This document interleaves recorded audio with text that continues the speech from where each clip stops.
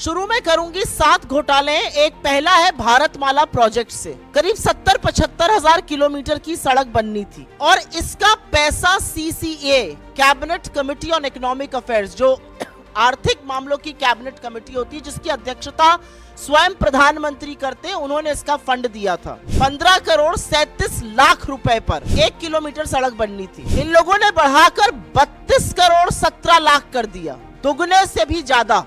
तो भारतमाला में दुगनी करी लागत और हर तरह के फर्जीवाड़ा करके भगवान जाने किसको किसको ये टेंडर दिए गए, जिन्होंने सेफ्टी कंसल्टेंट्स तक नहीं रखे, एस्क्रो अकाउंट से हेरा फेरी हुई। फिर यही द्वारका एक्सप्रेसवे में स्वीकृत लागत जो थी वो करीब 18 करोड़ प्रति किलोमीटर थी। उसकी कीमत 250 करोड़ प्रति किलोमीटर हो गई। कहां 18 करोड़ प्रति किलोमीटर स्वीकृत और कहां 250 करोड़ प्रति किलोमीटर। तीसरी टोल में लूट, मात्र 5 टोल बूथों का, मात्र 5 टोल प्लाजा का सीएजी ने एक रैंडम ऑडिट किया और उसमें पता चला कि करीब करीब 132 करोड़ रुपए अवैध वसूल लिए गए लोगों से। ये मात्र 5 टोल प्लाजाओं की बात कर रही हूं। अगर पूरे देश के टोल प्लाजाओं का ऑडिट हो जाए तो सोचिएगा कितना लाखों करोड़ों का गबन हुआ है। आयुष्मान भारत, ये तो घोटालों का योजना निकली।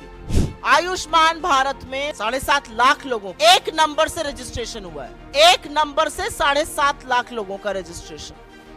और यही नहीं, आयुष्मान भारत के तहत 88,760, मोटा मोटा 88,000 मान लीजिए, उन रोगियों का भुगतान हुआ है जिनकी मृत्यु हो चुकी थी। मृत लोगों का इलाज दिखाकर क्लेम का भुगतान हुआ है।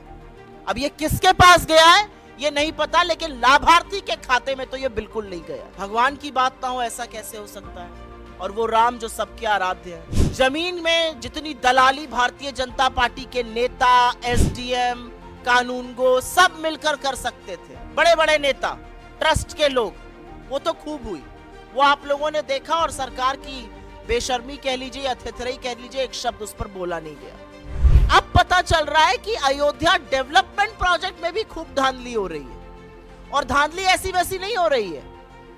पैसा जो जनता का है वो जा रहा है ठेकेदारों के गल्ले में, अनुचित लाभ पहुंचाया जा रहा है।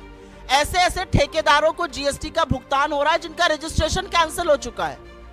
सिंचाई विभाग ने तो ऐसे लोगों को ठेका दे दिया जो अयोग्य थे।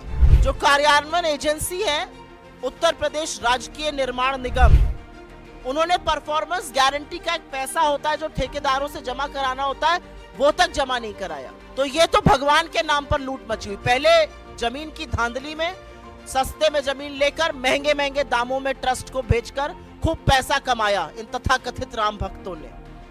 हमारे आराध्य को, हमारे ईश्वर को भी नहीं छोड़ा। और अब उसी अयोध्या डेवलपमेंट प्रोजेक्ट में बड़ा घोटाला सामने आ रहा है कि करीब करीब 20 करोड़ रुपए तो ऐसे ठेकेदारों के गल्ले में गए जो अयोग्य थे। रजिस्ट्रेशन कैंसिल, जीएसटी का भुगतान आ रहा है। ग्रामीण विकास मंत्रालय, रूरल डेवलपमेंट मिनिस्ट्री, ये छठा घोटाला सामने आया। इसमें पेंशन का एक प्रयोजन होता है। वो पेंशन किसको जाती है? वृद्धा पेंशन, विकलांग पेंशन, विधवा पेंशन का पैसा है वो सरकार दूसरी योजनाओं के प्रचार प्रसार में खर्च कर रही है। सीएजी की रिपोर्ट से यह सामने आया है कि सरकार ने इस पैसे से होर्डिंग लगवाए ग्राम समृद्धि स्वच्छ भारत पखवाड़ा के 19 राज्यों के हर जिले में। और अंत में एचएएल को भी घसीटा है सीएजी ने। विमान इंजन की डिजाइन प्रोडक्शन की खामियों का गंभीर आरोप लगा है, जिससे करीब राजस्व को 154 करोड़ रुपए का नुकसान हुआ है।